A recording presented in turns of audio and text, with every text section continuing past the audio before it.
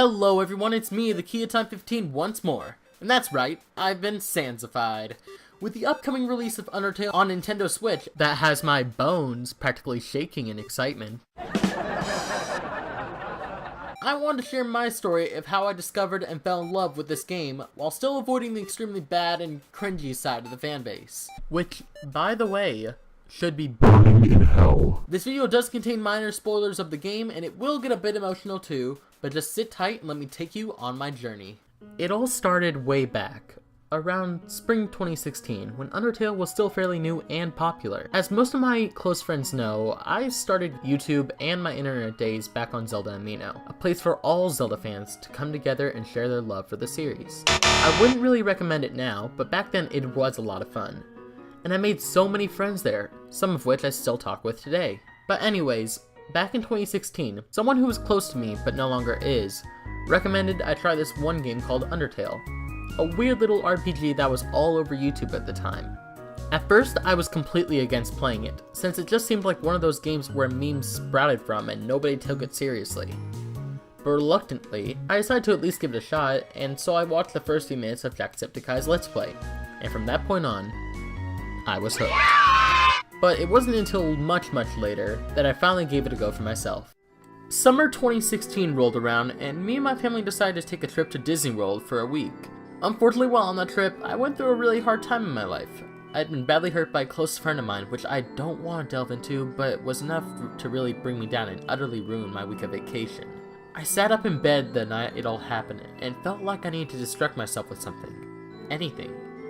Then my mind turned to Undertale, the game they had recommended. It was something, so I said, what the hell, and started to play. The game opens with a pretty regular opening dialogue, and suddenly I'm in a random room with nothing going on. Weird way to start a game. The graphics were not completely bad, however. I entered the room to discover what appeared to be the tutorial character, a talking flower. So I did what he said, but was extremely shocked at the events that unfolded from that. This flower was evil, and I was gonna die! Did I do something wrong? Was there some alternate route? I didn't know what to do! This game was like none I'd ever seen before. Everything you did had a consequence. Every time you fought a new monster, you would always have to choose between sparing or killing them, and the pressure was always on.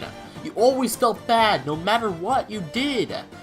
I mean, if you spare them, then you feel kinda nice, but at the same time, you don't know what's gonna happen. We interrupt this video to bring you a new and exciting product. Are you bored of wearing all your old Nintendo shirts and clothes? Well, then you gotta get N10 merch, the all-new hip merch brought to you by N10. Buy it in jackets and shirts. Now just click the link below and buy all of it. All of it. But there were also extremely emotional moments in the game for me. I remember loving the moments Toriel tries to stop you from leaving the ruins in the beginning of the game. How she takes care of you and acts like a motherly figure to the player. This character is someone you just met, and yet she cares for you so much. Also, I've never craved butterscotch cinnamon pie, but now I crave it every time I play this game. Oh, and who can forget the silly banter between Papyrus and Sans in Snowden? Sans with his dumb puns, and Papyrus with his traps that never really work. I always think of me and my own brother when it comes to moments between those two. Overall, I've never played a game that was silly as much as it was heartfelt and emotional all at once.